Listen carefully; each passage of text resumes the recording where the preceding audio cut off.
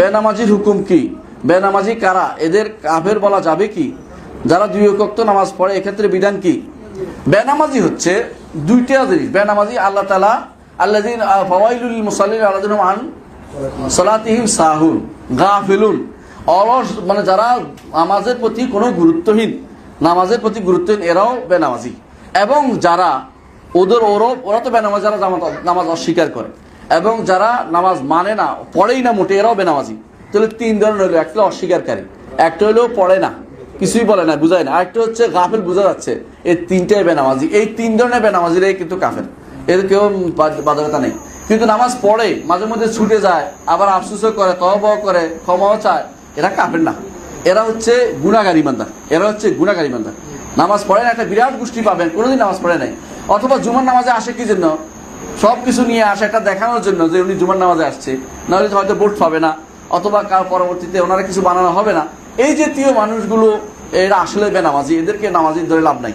সুযোগ পেলে নামাজ পড়ে মানুষ দেখানোর জন্য, এরা হচ্ছে সুযোগে সন্ধ্যায় নামাজ, বছরে একবার নামাজ পড়ে, ঈদের নামাজ, কেউ সপ্তাহে একবার পড়ে, কেউ মাসে একবার, কেউ না বছরে বিশেষ বিশেষ রাত্র আবার নামাজ পড়ে।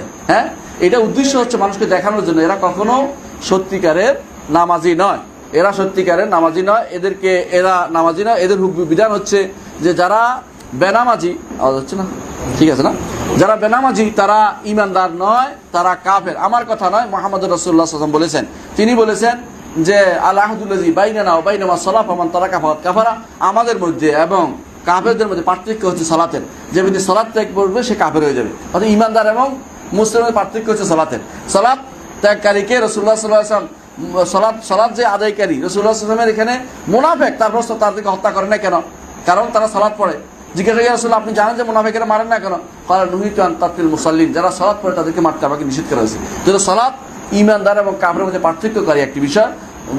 শাকিক ইবনে আব্দুল্লাহ রাদিয়াল্লাহু আনহু বলছেন, আদরাকতু সালাসিনা মিন আসহাবিন নবী সাল্লাল্লাহু আলাইহি ওয়াসাল্লাম কুল্লুহুম ইয়ারাউনা তারকা সালাতে কুফরান, আমি 30 জন সাহাবী পেয়েছি যারা প্রত্যেকেই তারা সালাত ত্যাগকারীকে কাফের বলতেন, তারা প্রত্যেকেই সালাত কাফের, এই জন্য সালাত ত্যাগকারী ইমানদার হতে পারে না।